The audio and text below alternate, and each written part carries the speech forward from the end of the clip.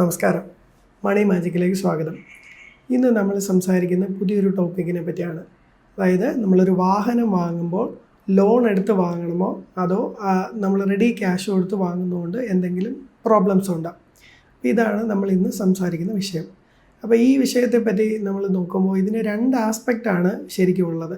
അതായത് ഇതിനകത്ത് നമുക്കൊരു ഇൻവെസ്റ്റ്മെൻറ്റ് ഓപ്പർച്യൂണിറ്റി അതിനകത്തൊരു സൈഡിൽ, മറ്റൊന്ന് നമ്മുടെ ആ സോഴ്സ്, വാഹനം വാങ്ങുന്നതിനുള്ള സോഴ്സ്, അതിനുമായിട്ട് ബന്ധപ്പെട്ട് എന്തെങ്കിലും ഇൻകം ടാക്സ് റിലേറ്റഡ് ഇഷ്യൂസ് വരാൻ സാധ്യതയുണ്ടോ? ഇതാണ് സാധാരണയായിട്ട് നമ്മളോട് ആൾക്കാർ ചോദിക്കാറുള്ള കാര്യങ്ങൾ.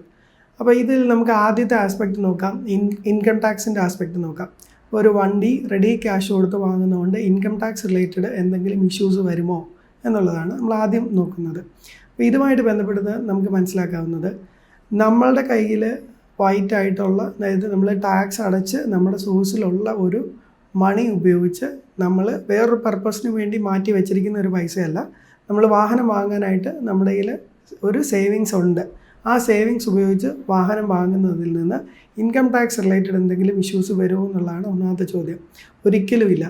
അപ്പോൾ നമ്മളിപ്പോൾ സാധാരണയായിട്ട് കാണുന്നതെന്ന് വെച്ചാൽ, ഇപ്പോൾ ഒരു നോൺ റെസിഡൻറ്റ് ഇന്ത്യൻ ആയിരിക്കും ചിലപ്പം, അല്ലെങ്കിൽ ഒരു ഗവൺമെൻറ് എംപ്ലോയി ആയിരിക്കും, അല്ലെങ്കിൽ സാലറീഡ് എംപ്ലോയി ആയിരിക്കും. ഇങ്ങനെയുള്ള ആൾക്കാരൊക്കെ തീർച്ചയായിട്ടും കറക്റ്റായിട്ട് അവർക്ക് കിട്ടുന്ന ഇൻകത്തിന് സാലറീഡും ഗവൺമെൻറ് എംപ്ലോയീസൊക്കെ അവർ ടാക്സ് അടയ്ക്കുന്നവരാണ്. TDS കട്ട് ചെയ്തിട്ടാണ് അവരുടെ കയ്യിൽ സാലറി ലഭിക്കുന്നത്. അങ്ങനെ ഇനി NRI ആണെങ്കിൽ NRIക്ക് ഇന്ത്യയിൽ ടാക്സ് അടയ്ക്കേണ്ട ആവശ്യമില്ല. അപ്പോൾ ഇങ്ങനെയുള്ളൊരു വാഹനം വാങ്ങാനായിട്ട് ഒരു ഷോറൂമിൽ ചെല്ലുമ്പോൾ ചിലപ്പോൾ അവിടെ ഇരിക്കുന്ന ഒരു ഏജൻറ്റ് അല്ലെങ്കിൽ അവിടെ ഇരിക്കുന്ന അഡ്വൈസർ അവരോട് പറയും, നിങ്ങൾ വാഹനം വാങ്ങുമ്പോൾ റെഡി ക്യാഷ് കൊടുത്ത് വാങ്ങിച്ചാൽ ഇൻകം ടാക്സ് നിങ്ങൾക്ക് നോട്ടീസ് അയക്കും, അല്ലെങ്കിൽ നിങ്ങളുടെ സോഴ്സിനെ പറ്റി അന്വേഷിക്കും എന്നൊക്കെ പറയും. അതുകൊണ്ട് നിങ്ങൾ തീർച്ചയായിട്ടും ലോൺ എടുത്ത് വേണം അത് ചെയ്യാനെന്നുള്ള രീതിയിൽ അവർ നിങ്ങളെ എപ്പോഴും എൻകറേജ് ചെയ്യും.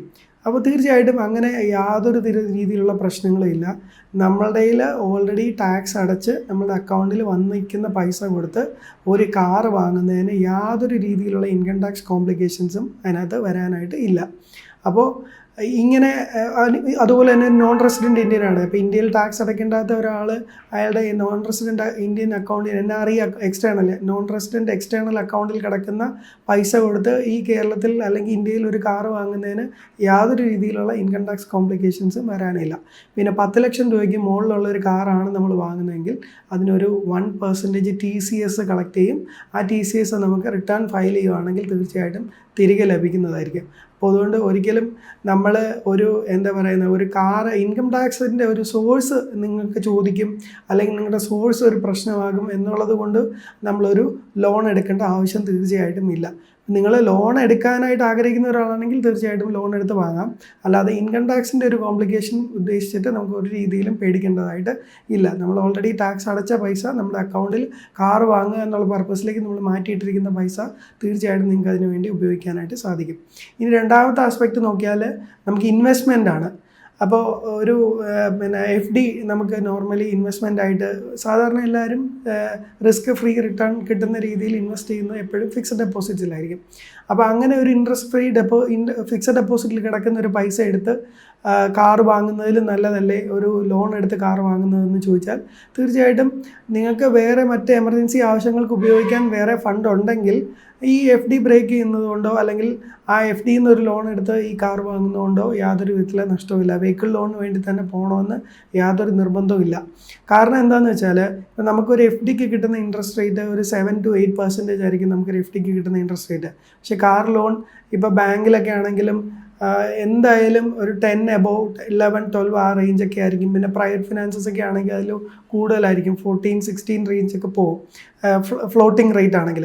ഫിക്സഡ് റേറ്റ് നമ്മളോട് ചിലർ പറയും 6% ഉള്ളൂ, അല്ലെങ്കിൽ 7% ഉള്ളൂ ലോണ്. പക്ഷേ അത് നിങ്ങൾ ഒരിക്കലും അതും ഒരു ട്രാപ്പാണ്. ശരിക്കും അത് ഫ്ലോട്ടിംഗ് റേറ്റ് അല്ല, അത് ഫിക്സഡ് റേറ്റ് ആണ്. നിങ്ങൾ അടയ്ക്കുന്ന അനുസരിച്ചിട്ട് ആ ലോണിൻ്റെ കുറയുന്നില്ല, ഇൻട്രസ്റ്റ് കുറയുന്നില്ല. അപ്പോൾ നമ്മൾ പ്രിൻസിപ്പലും കൂടെ ചേർത്തൊരു എമൗണ്ട് ആയിരിക്കും അടയ്ക്കുന്നത്, പക്ഷേ അതിനനുസരിച്ചിട്ട് നമ്മുടെ ഇൻട്രസ്റ്റ് കുറഞ്ഞു വരുന്നില്ല. ഫിക്സഡ് റേറ്റ് ആയിരിക്കും കാൽക്കുലേറ്റ് ചെയ്യുന്നത്. അപ്പോൾ ഫിക്സഡ് റേറ്റ് 6% എന്ന് പറഞ്ഞാലും ഫ്ലോട്ടിംഗ് റേറ്റ് എടുക്കുമ്പോൾ അത് എബോവ് 12% ആയിട്ട് വരും.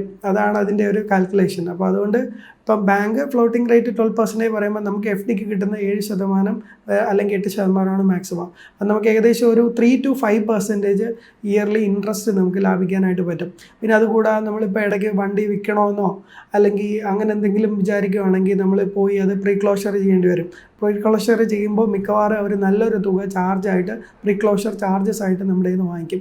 അപ്പോൾ ഇങ്ങനെ ആകുമ്പോൾ നമുക്ക് ശരിക്കും ആ ലോണിന് അതിനകത്ത് നഷ്ടം വരും. ഇനി ഇങ്ങനെയുള്ള ആൾക്കാരല്ല, ഈ ഷെയർസിലും മ്യൂച്വൽ ഫണ്ടിലും ഒക്കെ ഇൻവെസ്റ്റ് ചെയ്യാൻ ആഗ്രഹിക്കുന്ന ആൾക്കാരാണെങ്കിൽ തീർച്ചയായിട്ടും അവർക്ക് കാർ വാങ്ങിക്കാൻ വെച്ചിരിക്കുന്ന പൈസ ഒരു എത്ര രൂപയാണെങ്കിലും അത് നമുക്ക് ഈ പറയുന്ന മ്യൂച്വൽ ഫണ്ടിലൊക്കെ വേണമെങ്കിൽ ഇൻവെസ്റ്റ് ചെയ്യാം.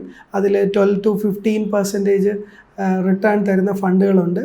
അങ്ങനെയുള്ള ഫണ്ട്സിൽ ഇൻവെസ്റ്റ് ചെയ്താൽ നിങ്ങൾക്ക് തീർച്ചയായിട്ടും ഈ പറയുന്ന ഒരു എമൗണ്ട് നമുക്ക് നമുക്ക് ഈ പറയുന്ന വർഷത്തിനുള്ളിൽ, അതായത് 7 to അല്ലെങ്കിൽ 5 years അല്ലെങ്കിൽ 3 years ഒക്കെ ആയിരിക്കും EMI പീരീഡ് വരുന്നത്. ആ പീരീഡ് കൊണ്ട് നമുക്ക് ഈ 12 to 15% ഇൻട്രസ്റ്റ് കിട്ടാൻ അല്ലെങ്കിൽ റിട്ടേൺ കിട്ടാനുള്ളൊരു ഓപ്ഷൻ നമ്മുടെ മുന്നിലുണ്ടെങ്കിൽ അത് ലോൺ എടുത്ത് വാങ്ങുന്നതും ഇതും തമ്മിൽ വലിയ വ്യത്യാസമൊന്നും ഉണ്ടാകത്തില്ല. നമുക്ക് ഇത് കഴിയുമ്പോൾ ഒരു ഫണ്ട് നമ്മുടെ കയ്യിൽ തീർച്ചയായിട്ടും ബാലൻസ് ആയിട്ട് ഉണ്ടാവുകയും ചെയ്യും. അപ്പോൾ അതുകൊണ്ട് ഒരു സോഴ്സ് എന്നുള്ള നിലയ്ക്ക് നമ്മളൊരു കാരണവശാലും ഇൻകം ടാക്സിനെ പേടിച്ചിട്ട് നമ്മുടെ ഫണ്ട് ഉപയോഗിക്കുന്നതിന് ഇൻകം ടാക്സിൽ യാതൊരു വിധമായ റെസ്ട്രിക്ഷൻസും ഇല്ല. നമ്മൾ ഓൾറെഡി ടാക്സ് അടച്ച ഫണ്ടാണെങ്കിൽ നിങ്ങൾക്ക് തീർച്ചയായിട്ടും അത് വിനിയോഗിക്കുന്നതിന് യാതൊരു ബുദ്ധിമുട്ടുകളും ഇല്ല. പിന്നെ നമുക്ക് ഈ പറയുന്ന ഒരു EMI നമുക്ക് മന്ത്ലി നമ്മൾ കൊടുക്കുമ്പോൾ തീർച്ചയായിട്ടും നമുക്കതൊരു അഡീഷണൽ ഫിനാൻഷ്യൽ ബേർഡനായിട്ട് തന്നെയാണ് വരുന്നത് എന്തൊക്കെ പറഞ്ഞാലും.